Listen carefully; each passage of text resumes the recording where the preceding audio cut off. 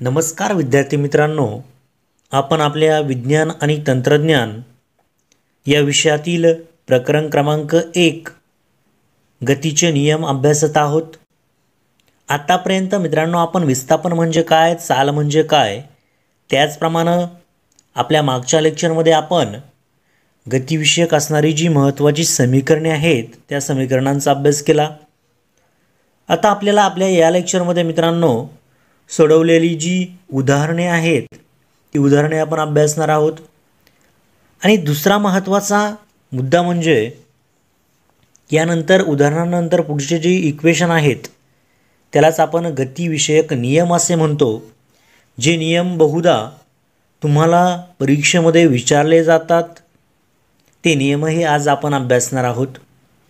प्रथमतः तुम्हाला पुढच्या वर्षी म्हणजे इयत्ता 10वी मध्ये बोर्ड परीक्षेला अशा प्रकारची सोडवलेली उदाहरणे किंवा जी सोडवायला आपल्याला मागे दिलेली आहेत ती सुद्धा आपण सोडून घेणार आहोत। त्या समीकरणांपैकी काही समीकरणे ही बोर्ड परीक्षेमध्ये विचारलेली जातात आणि ती समीकरणे बऱ्याच विद्यार्थ्यांना सोडवण्यासाठी किंवा ती सोडवताना त्यांच्या ज्या पायऱ्या आहेत किंवा पद्धत आहे ती कशा पद्धतीने वापरायची ती बऱ्याच विद्यार्थ्यांना जमत नाही।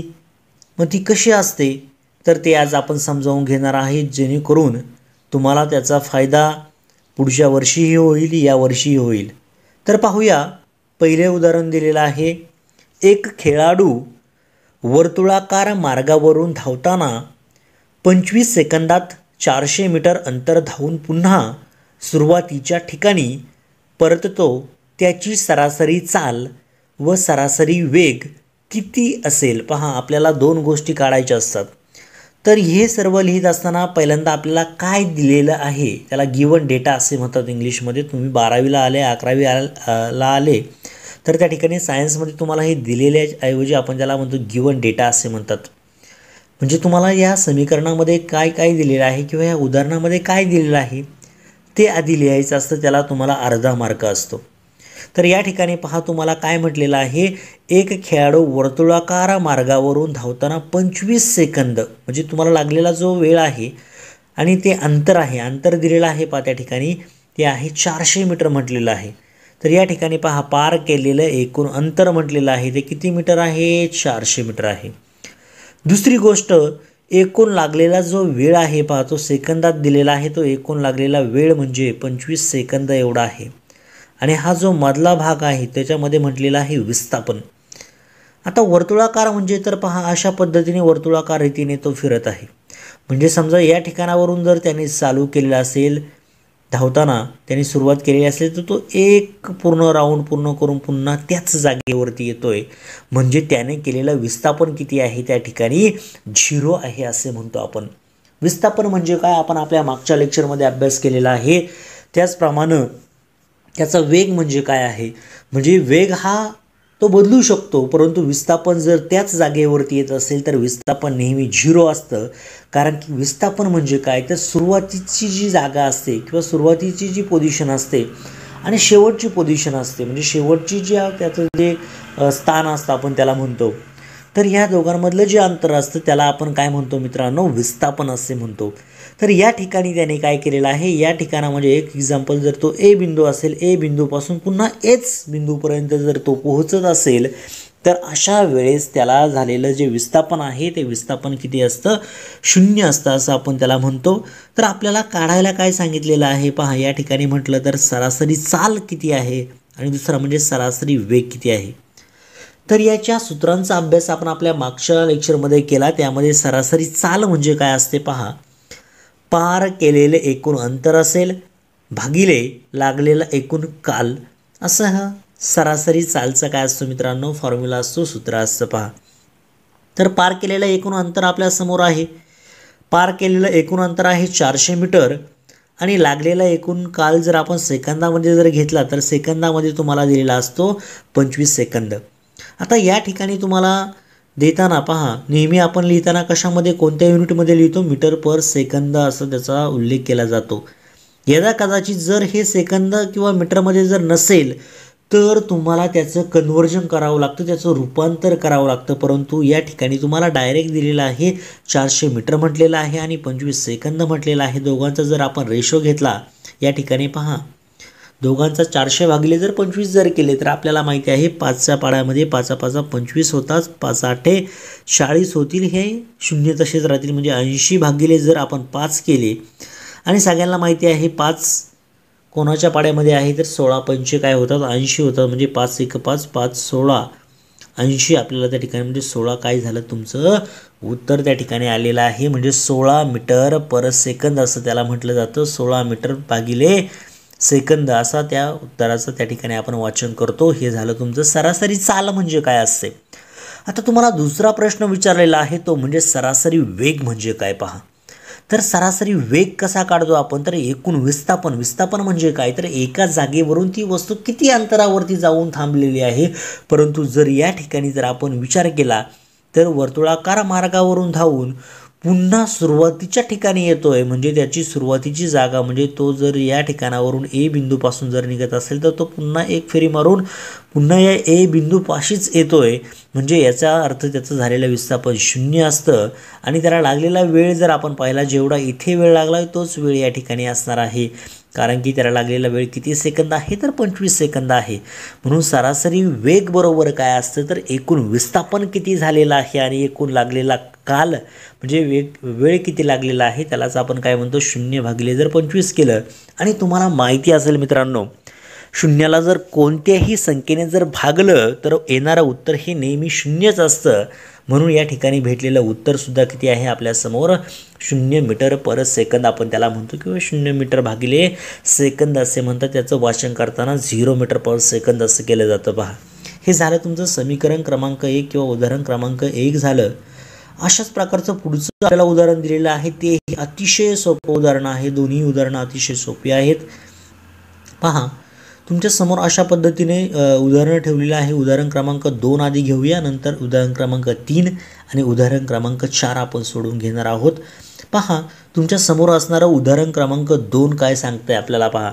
एक विमान 3.2 मीटर पर सेकंदचा वर्ग या त्वरणाने 30 सेकंद धावपट्टीवर धावल्यानंतर हवेत झेपावते, तर विमानाने हवेत झेपवण्यापूर्वी किती अंतर पार केले. पहा काय म्हटलेलं आहे, म्हणजे धावपट्टीवरती किती अंतर ते कापतंय तर या ठिकाणी म्हटलेलं आहे पहा 3.2 मीटर पर सेकंदचा वर्ग या त्वरणाने. म्हणजे त्याचं त्वरण म्हटलेलं, म्हणजे त्वरण म्हणजे काय, त्वरणाची व्याख्या म्हणजे काय असते तुम्हाला मी सुरुवातीलाही सांगितलं आहे. नेहमी लक्षात ठेवायची त्वरण म्हणजे काय तर व्हेलॉसिटी पर युनिट टाईम, म्हणजे वेग भागिले जर आपण काल जर घेतला म्हणजे टाईम किती वेळ लागतोय म्हणजे त्याचं वेग किती आहे, वेग भागिले जर काल केला तर त्याचं सूत्र होतं त्वरण. मग त्वरण दिलेलं आहे 3.2 मीटर पर सेकंदचा वर्ग दिलेला आहे आणि 30 सेकंद धावपट्टीवर धावल्यानंतर किती सेकंद धावतोय तो, किती वेळ घेतोय तर 30 सेकंद. म्हणून आपण काय घेतो गिवन डेटा त्यालाच आपण दिलेला असं म्हणतो. तर दिलेल्यामध्ये काय काय दिलेलं आहे आपल्याला त्याचं त्वरण, म्हणजे ए लेटरने आपण त्वरण दाखवतो. ए बरोबर किती झालेलं आहे 3.2 मीटर पर सेकंदचा वर्ग, म्हणजे मीटर भागिले सेकंदचा वर्ग आपण त्याला म्हणू शकतो. त्यानंतर पुढे म्हटलेलं आहे टाईम म्हणजे टी, किती कालावधी लागलेला आहे तर 30 सेकंद एवढा कालावधी आहे. त्याचप्रमाणे सुरुवातीचा वेग किती असेल मित्रांनो पहा. आता त्यांनी तुम्हाला दिलेला वेग हा त्वरण दिलेला आहे, म्हणजे सुरुवातीचा वेग त्या ठिकाणी दिलेला नाही आणि म्हणून तो किती असतो 0 असतो. आपल्याला माहिती आहे सुरुवातीचा वेग हा नेहमी यू ह्या अक्षराने दाखवतात, अंतिम वेग असतो तो व्ही या अक्षराने दाखवतात. या ठिकाणी सुरुवातीचा वेग किती आहे नेहमी 0 आहे.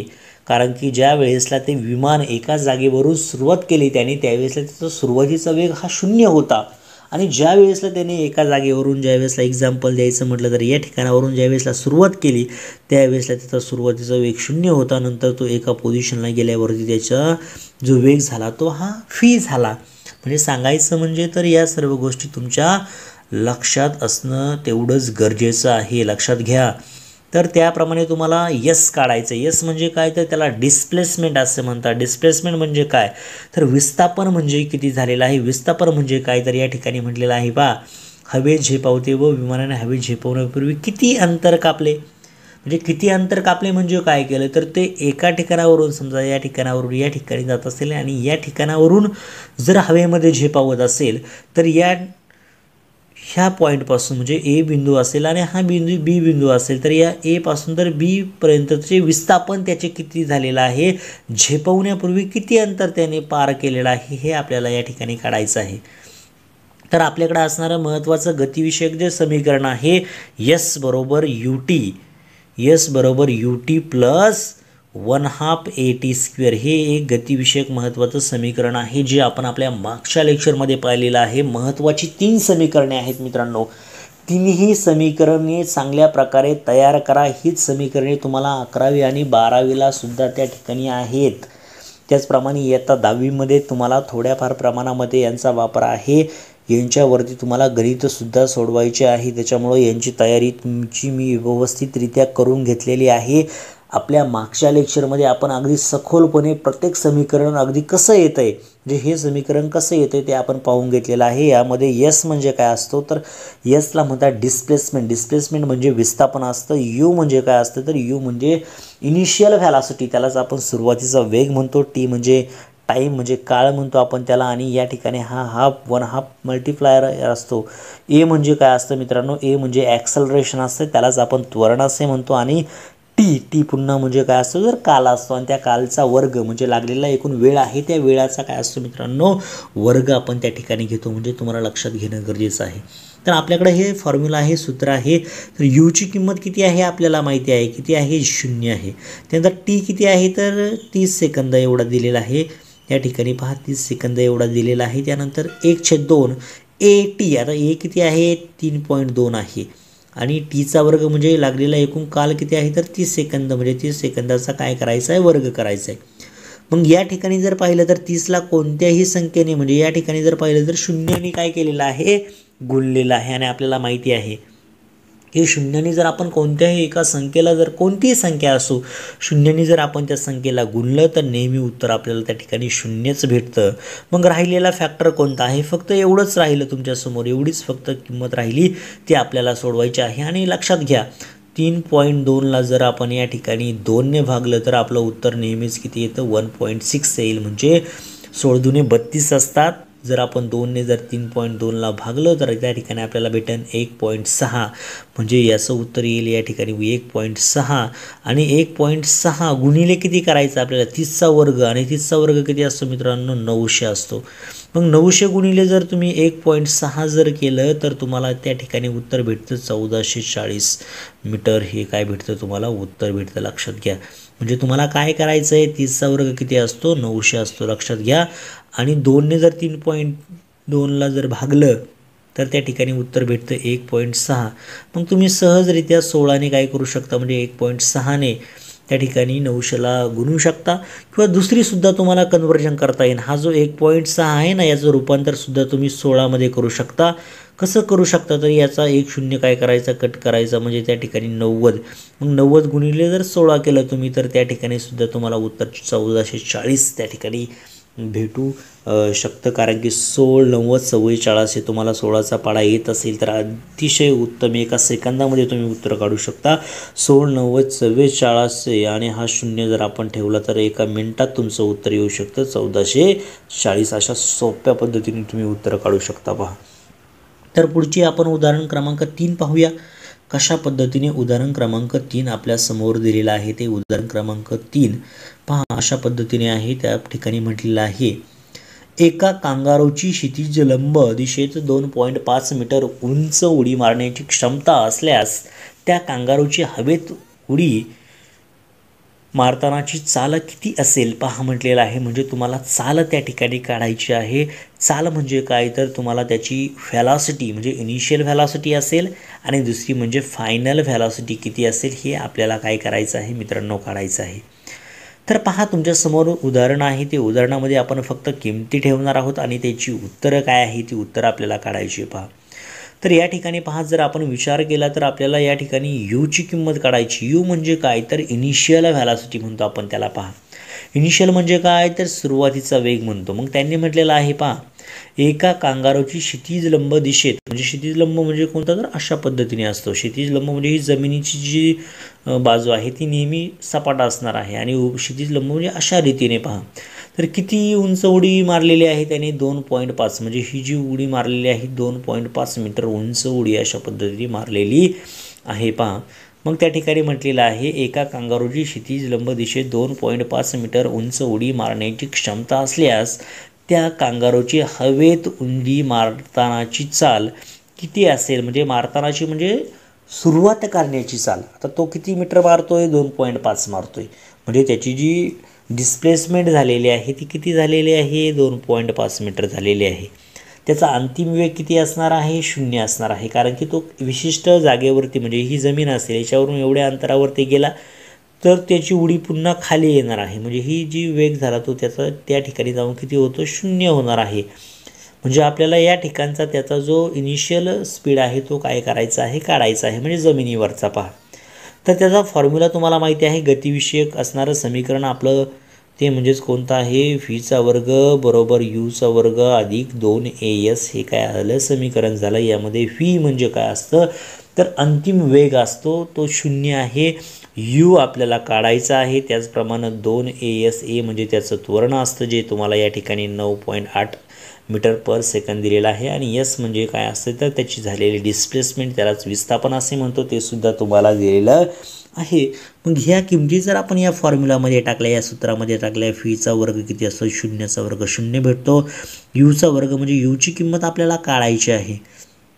तर पहा मग काय करायचं, 2ने जर ए म्हणजे किती 9.8 आहे.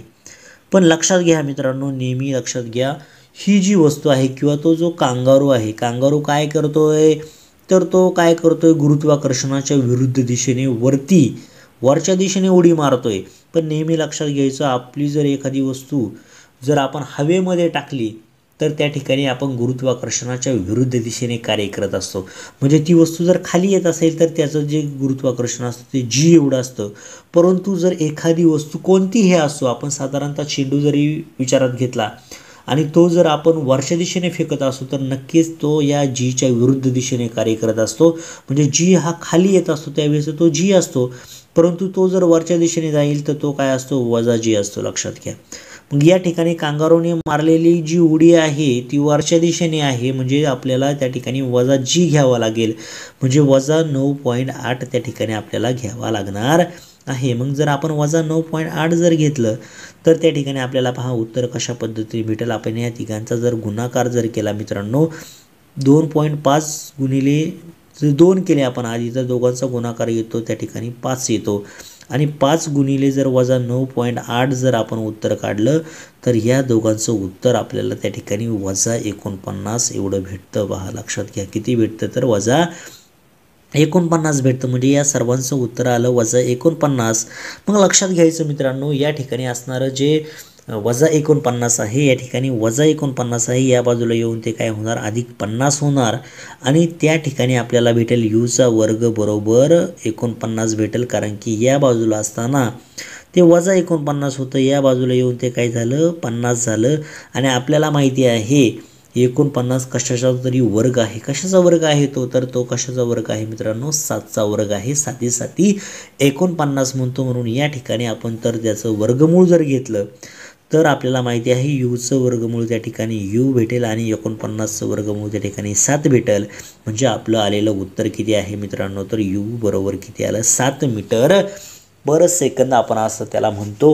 हे झालं आपलं काय झालं, तर उत्तर झालं.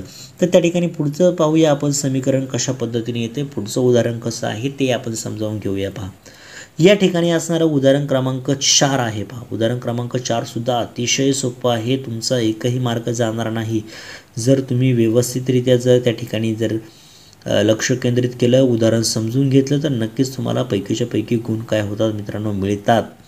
एकही गुण तुमचा जाणार नाही याची काळजी मी घेत आहेच, पण तुम्हीसुद्धा त्या पद्धतीने सोडवण्याचा प्रयत्न करायचा आहे. बऱ्याच विद्यार्थ्यांनी आपली लेक्चर ऐकल्यानंतर किंवा लेक्चर पाहिल्यानंतर त्यांच्या नोट्स काढल्या, मला सेंडसुद्धा केलेल्या आहे व्हॉट्सअपवरती, की अशा पद्धतीने आम्ही अभ्यास करतो सर, पुढचे पार्ट रेग्युलर घ्या. आपण नक्कीच घेणार आहोत पुढचे पार्ट, जेणेकरून तुमचीही तयारी होत जाईल. जास्तीत जास्त तुमच्या मित्रांनाही पाठवत जावा. ओके, तर पुढचं उदाहरण क्रमांक 4 पहा कशा पद्धतीने आहे. एक बोट विराम अवस्थेपासून निघून एक समान त्वरणाने जाते. जर ती 5 सेकंदात 15 मीटर पर सेकंद वेग गाठत असेल तर निर्माण झालेले त्वरण आणि दिलेल्या वेळात पार केलेले अंतर किती असेल. पहा तुम्हाला काय म्हटलेलं आहे. एक बोट विराम म्हणजे काय तर एका स्थिर पोझिशनपासून म्हणजे एका स्थिर जागेवरून ती काय होते दुसऱ्या जागेवरती काय होते मित्रांनो जात आहे. म्हणजे काय म्हटलेलं आहे. एक बोट विराम अवस्थेपासून निघून एक समान त्वरणाने जाते. जर ती 5 सेकंदात 15 मीटर पहा वेळ दिलेला आहे. वेळ किती आला आहे तुमचा त्या ठिकाणी म्हटलेला आहे. त्यांनी म्हटलेलं पहा लागलेला एकूण वेळ नेहमी लक्षात ठेवा. दिलेल्यामध्ये हे काय काय दिलेलं आहे ते लिहून घ्यायचं. ते लिहायला तुम्हाला जर 3 गुणांचा जर प्रश्न असेल तर दिलेलं तुम्हाला लिहायला त्या ठिकाणी अर्धा गुण असतो. मग ते दिलेलं लिहायचं आणि तुम्हाला काय काढायचं हे जर लिहिलं तर तुम्हाला त्या ठिकाणी अर्धा गुण तुमचा निश्चित होऊन जातो. कारण की ज्या वेळेसला मी 12वीचे बोर्ड परीक्षेचे पेपर चेक करतो त्या ठिकाणी सुद्धा 12वीला सुद्धा तुम्हाला या गिवन डेटाला अर्धा गुण त्या ठिकाणी असतो जर कन्व्हर्जन फॅक्टर असतील तर. म्हणजे अशा पद्धतीने सुद्धा तुम्हाला लक्षात घ्यायचे पहा. मग तुम्ही सुद्धा काय करा अशा पद्धतीने जर आलं तुम्हाला आधी हे सर्व लिहून घ्यायची गरज असते पहा. मग त्या ठिकाणी म्हटलेलं आहे. आता गिवन डेटामध्ये काय काय दिलेलं आहे ते आपण गिवन डेटामधलं आपण ते पाहून घेऊया पहा. तर या ठिकाणी म्हटले सुरुवातीचा वेग दिला आहे आपल्याला 0 मीटर पर सेकंद म्हटलेला आहे. दुसरा जो आहे म्हणजे 0 मीटर भागिले सेकंद असे म्हणतो. इंग्लिशमध्ये त्यालाच म्हणतात 0 मीटर पर सेकंद. पर म्हणजे काय तर भागिले असतं लक्षात घ्या. पर सेकंद याचा अर्थ काय असतो तर भागिले असतो. बरेच विद्यार्थी म्हणतील सर पर म्हणतात म्हणजे परचा अर्थ काय असतो तर भागिले असतो. इंग्लिशमध्ये आपण त्याला पर असे म्हणतो. ओके, तर या ठिकाणी पहा सुरुवातीचा वेग किती दिलेला आहे. म्हणजे सुरुवातीचा वेग आहे 0 मीटर भागिले सेकंद. तर या ठिकाणी अंतिम वेग आहे फी किती आहे या ठिकाणी पहा तुम्हाला म्हटलेलं आहे 15 सेकंदानंतर तो किती कापतोय तर 15 मीटर 5 सेकंदानंतर किती कापतोय तर 15 मीटर भागिले सेकंद एवढा त्या ठिकाणी त्याचा काय असतो अंतिम वेग असतो. तो अंतिम वेग आपण फीने दाखवतो. त्याचप्रमाणे आपल्याला कालावधी तो दिलेला आहे तो किती 5 सेकंद एवढा आहे आणि आपल्याला त्वरण काढायचं आहे. आपल्याला माहिती आहे मित्रांनो आपण आपल्या एका लेक्चरमध्ये त्वरण म्हणजे काय असतं विस्थापन म्हणजे काय असतं वेग म्हणजे काय असतं या सर्वांचा अभ्यास केलेला आहे. तीच सूत्र पुन्हा पुन्हा त्या ठिकाणी येतात. ही सूत्र तुम्हाला पुढे सुद्धा वापरायची आहे. तर त्वरणाचं सूत्र तुम्हाला माहिती असेल. त्वरण म्हणजे काय असतं मित्रांनो तुम्हाला चांगल्या प्रकारे माहिती असेल. वेग भागिले जर आपण काल केला म्हणजे थोडक्यात सांगायचं फी भागिले जर आपण त्या ठिकाणी टी जर केलं तर आपल्याला उत्तर भेटतं ए भेटतं. परंतु जर त्या ठिकाणी सुरुवातीचा वेग आणि अंतिम वेग हे दोन्ही जर असतील तर तेच सूत्र आपण कशा पद्धतीने लिहितो तर फक्त या ठिकाणी यू येतो. यूचा अर्थ काय असतो हा आपला झाला अंतिम वेग. यू काय झाला तुमचा सुरुवातीचा वेग. पण या ठिकाणी सुरुवातीचा वेग किती दिलेला आहे आज जर आता आपण जर पाहिलं या ठिकाणी जर पाहिलं आपण तर त्या ठिकाणी आपल्याला वेग दिलेला आहे पहा 15 वजा 0 म्हटलेलं आहे. 15 वजा 0 म्हणजे काय तर यूची किंमत आहे 0 भागिले जर आपण 5 केलं तर 5 1 5 5 3 किती भेटतात 15 भेटतात. म्हणून त्या ठिकाणी आलेलं उत्तर किती आहे 3 मीटर पर सेकंदचा वर्ग असे म्हणतो. नेहमी त्वरणाचं जे युनिट असतं मित्रांनो लक्षात घ्या ते असतं मीटर पर सेकंदचा वर्ग असतं. व्हेलॉसिटीचं असतं मित्रांनो मीटर पर काय असतं सेकंद असतं लक्षात घ्या. म्हणजे व्हेलॉसिटी भागिले आपण काल घेतोय म्हणून त्याचं युनिट अशा पद्धतीने फक्त वर्ग होतो लक्षात घ्या.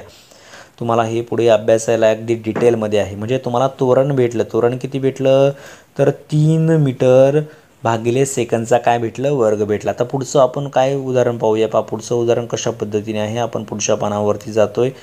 तर आपल्याला आता त्या ठिकाणी विस्थापन काढायचं आहे. विस्थापनाचं सूत्रसुद्धा आपल्याला समोर आहे पहा.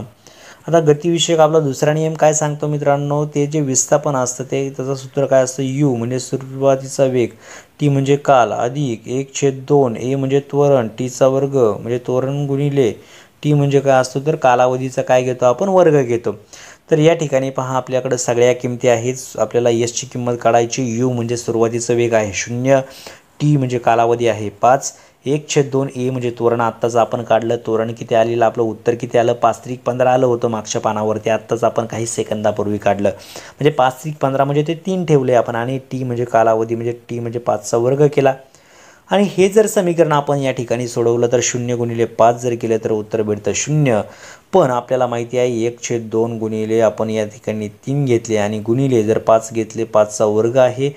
अशा पद्धतीने याला जर आपण सोपे रूप दिलं तर त्या ठिकाणी पहा 3ला जर आपण नेहमी 2ने जर भागले तर आपल्याला उत्तर भेटतं 1.5. म्हणजे ह्या दोन संख्या त्या ठिकाणी आपण या भेटले 1.5 आणि 1.5 गुणिले जर 5चा वर्ग केला तर 5चा वर्ग होतो 5 5 25 होतो. म्हणून 25 गुणिले 1.5 जर केलं मित्रांनो तर नक्कीच आपल्याला त्या ठिकाणी काय भेटेल पहा. आपण जर उत्तर जर काढलं तर त्या ठिकाणी आपल्याला भेटेल 37.5 हे उत्तर आपल्याला भेटेल. म्हणजे किंवा तसंसुद्धा तुम्ही करू शकता किंवा दुसरीसुद्धा एक मेथड मी तुम्हाला सांगतो पहा, तीसुद्धा एक सोपी आहे जी इथे दिलेली आहे. कशी आहे तर तुम्हाला पहा 5चा वर्ग किती झाला 25 आणि 25 तरी किती होतात 75. 75 भागिले 2 जर केले तर 75च्या निम्मे किती असतात 37.5. ही सुद्धा मेथड आहे आणि हा गुणाकार जरी केला तरी तुम्हाला त्या ठिकाणी उत्तर भेटेल. तुम्ही दोन्ही मेथडने किंवा दोन्ही पद्धतीने काय करू शकता उदाहरणे सोडवू शकता. अशा पद्धतीने अतिशय सोपी उदाहरणे आपण आत्ताच मित्रांनो पाहिली. आता मित्रांनो आपल्याला पुढच्या आपल्या लेक्चरमध्ये पहा न्यूटनचे गतिविषयक महत्त्वाचे जे नियम आहेत लगेच आपण आपल्या पुढच्या लेक्चरमध्ये याचा अभ्यास करणार आहोत. एकूण जर नियम पाहिले तर एकूण 3 नियम आहेत मित्रांनो आणि हेच 3 नियम लक्षात घ्या. हेच 3 नियम तुम्हाला इयत्ता 10वीचं पहिले प्रकरण आहे गुरुत्वाकर्षण. या गुरुत्वाकर्षणामध्ये सुद्धा त्या ठिकाणी अभ्यासायचे आहे. तुम्हाला आठवायला त्या ठिकाणी सांगितलेलं आहे मागच्या प्रकरणामध्ये झालेले हे जे नियम आहेत ते नियम मी त्या विद्यार्थ्यांना सांगितलेलं आहे. ते नियम कसे असतात काय असतात परंतु त्याचा सखोल अभ्यास तुम्हाला इयत्ता 9वीमध्ये करायचा आहे. तर हे जे 3 नियम आहेत आपण आपल्या पुढच्या लेक्चरमध्ये याचा नक्कीच अगदी सखोल अभ्यास करणार आहोत. आपल्याला वेळ लागतोय शिकवण्यासाठी हे तुम्हाला मान्य आहे. बरेच विद्यार्थ्यांच्या प्रतिक्रिया चांगल्या प्रकारे येतात. आपण अगदी डिटेल्डमध्ये घेतो आहे कारण की आपण याच्यामध्ये आपण जेणेकरून तुमचा पाया कशा पद्धतीने भक्कम होईल याकडे माझं लक्ष आहे. जेणेकरून 10वीचा पाया जर तुमचा भक्कम झाला तर 10वीला सुद्धा तुम्हाला पैकीच्या पैकी गुण मिळतील मित्रांनो. आणि जर तुम्ही प्रत्येक पुस्तकातून जर अभ्यास केला तर नक्कीच तुम्हाला एकही गुण तुमचा जाणार नाही. 11वी 12वीला सायन्सला येणारे विद्यार्थी आहेत त्यांचासुद्धा पाया अगदी भक्कम होईल याची मला खात्री आहे. त्यामुळं आपण 8वी 9वी 10वी अगदी पहिलीपासून तर 12वीपर्यंतच्या विद्यार्थ्यांसाठी आपण शिकवतोय. तुमच्या संपर्कातील सर्वांना आपल्या लिंक शेअर करत जावा जेणेकरून त्यांना याचा फायदा होईल आणि त्यांना एक दर्जेदार शिक्षण भेटेल. मित्रांनो पहा तुम्हाला माहिती असेल यूट्यूबवरती असंख्य व्हिडिओ आहेत परंतु त्यांची क्वालिटी जर पाहिली तर त्या दृष्टीने खूप विचार करण्यासारखं आहे. कोणीही शिकवतं आहे पण त्या शिकवण्यामागं असणारं जे नॉलेज आहे ते कुठंतरी कमी दिसतं आहे आपल्याला आणि हे नॉलेज कुठंतरी इम्प्रूव्ह करण्याचं काम आपण क्वालिटी एज्युकेशनच्या मार्फत तुमच्यापर्यंत पोहोचतो आहे. त्यामुळे जास्तीत जास्त विद्यार्थ्यांना तुमच्या संपर्कातील तुझे नातेवाईक असतील किंवा तुमचे मित्र असतील त्यांना चांगलं क्वालिटी एज्युकेशन मिळवू द्या जेणेकरून त्यांचा बेस म्हणजे पाया पक्का होईल. आणि पाया जर पक्का झाला तर तुमच्यातले 100% विद्यार्थी हे सायन्सला जातील आणि पुढे त्यांना त्याचा फायदासुद्धा होईल. तुम्हाला वाढणारे जे स्कोप आहेत त्या स्कोपसुद्धा मिळून जातील. ओके मित्रांनो तर आपण भेटूया आपल्या पुढच्या लेक्चरमध्ये. आपल्या चॅनेलला तुम्ही सबस्क्राईब केले नसेल तर सबस्क्राईब करा, लाईक करा, शेअर करा, कमेंट करा. Okay all the best. Thank you.